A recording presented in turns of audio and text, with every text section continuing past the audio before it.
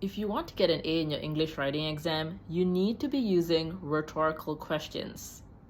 This is when the writer asks questions in their essays, but they already know the answers. In fact, they're going to tell you the answers right after asking the question, or better yet, the answer is already inside the question. Their main point, their stance, their opinion, the message is already baked into the question. That's the best kind. And if you put it together with other techniques like direct address, where you're talking directly to the reader with personal pronouns like you, we, us, and also emotive language, where you're picking and choosing the words to make your readers feel a certain way, like I want them to feel sad and guilty, or I want them to feel happy and hopeful, right? You're choosing different nouns, verbs, adjectives, adverbs, right?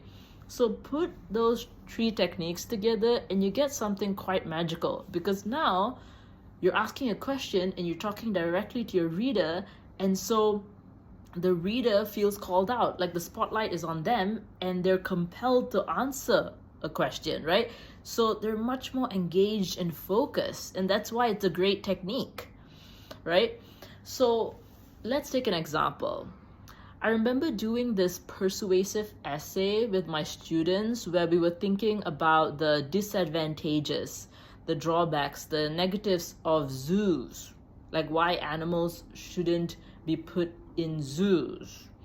And one of the main points that came up was the fact that the cages, the enclosures were too small. Like, it doesn't replicate the wild where the animals can run freely for miles and miles, right?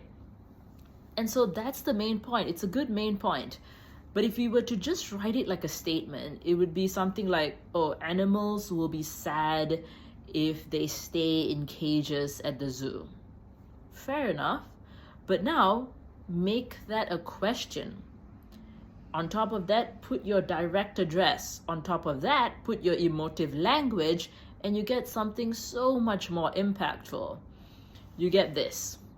Do you want to be the reason animals are miserable, imprisoned in cramped cages with nowhere to move at the zoo?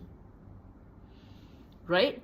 When you ask that question, it really elevates your writing. Of course, you could go the easier, simpler route where you just ask a basic general vague question and then answer it, where you say, is this a good idea? Question mark.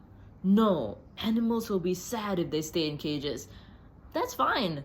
But do you see how this type of rhetorical question where the opinion is already inside the question is way better? So try using rhetorical questions in your essays today and see your marks get way better.